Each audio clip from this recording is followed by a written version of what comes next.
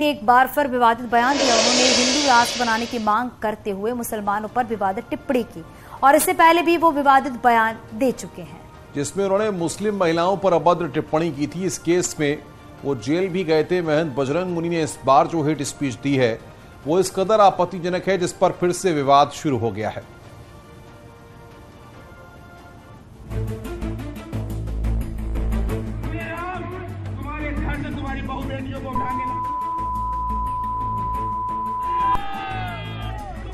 पूर्णतया हिंदू राष्ट्र बनाने के लिए वही हिंदुओं को प्रक्रिया अपनानी पड़ेगी और मुसलमानों का जब तक मुसलमानों का तब तक भारत पूर्णतया हिंदू राष्ट्र नहीं बन पाएगा।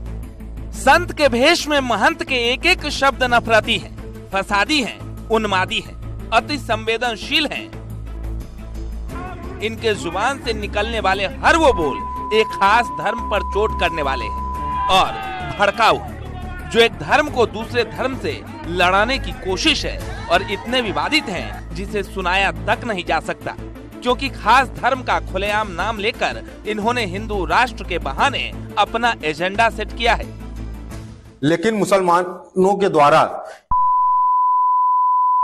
या हिंदुओं के ऊपर आतंक फैला के हिंदू राष्ट्र में जो है चक्रव्यूह को भेदा गया है।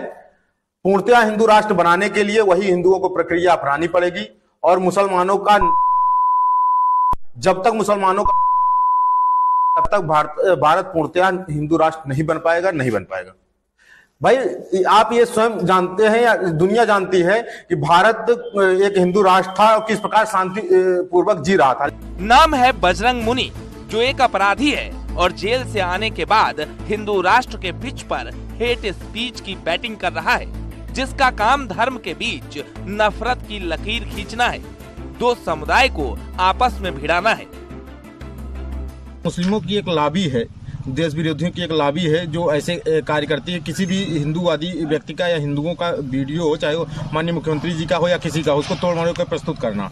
मैंने कहीं भी सारे मुसलमानों के बारे में नहीं कहा है। मैंने सिर्फ जो राष्ट्र विरोधी मुसलमान हैं, जो हमारी बहु बेटियों की दिन दहाड़े हत्या कर रहे हैं या हमारे धर्म के ऊपर आघात कर रहे हैं, आतंकी मुसलमान हैं, उनके लिए कहा है ये बात। और मैं उस बयान पे पूर्ण रूप में कायम हूं, क्योंकि हमने सिर्फ राष्ट्र विरोधी मुसलमानों के लिए और हिंदू विरोधी मुसलमानों के लिए कहा है। अगर इस भारत में कोई एक हिंदू लड़की तुमने छेड़ी तो मैं खुलेआम तुम्हारे घर से तुम्हारी बहु बेटियों को उठा के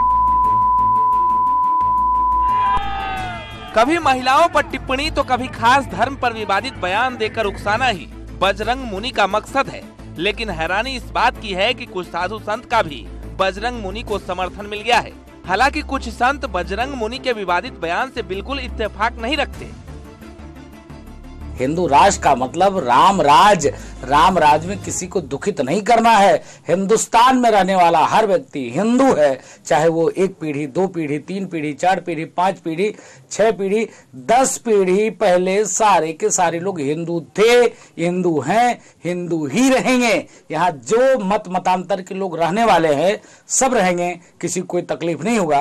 किसी को मारना, किसी को पीटना, किसी को भगाना, ये हिंदू राष्ट्र की परिकल्पना नहीं है। तो उन्होंने एक बड़ी अच्छी बात कहा। उन्होंने कहा जो आतंकवादी गतिविधियों में संलिप्त हैं, जो पाक परस्त हैं, जो माताओं, बहनों और बेटियों की हत्या में संलिप्त हैं, लव जिहाद लगातार कर रहे हैं, इस तरह की जो मानसिकता, देश विरोधी मानसिकता रखने वाले लोग हैं, जो देश विरोधी नारा लगा रहे हैं, जो सेना पर पत्थरबाजी कर रहे हैं, ऐसे लोगों के लिए उन्होंने कहा है।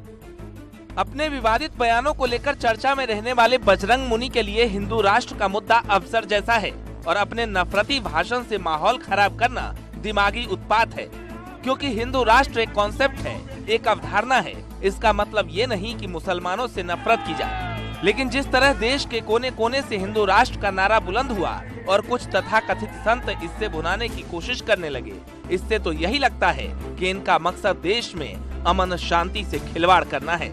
Bureau report, news 18।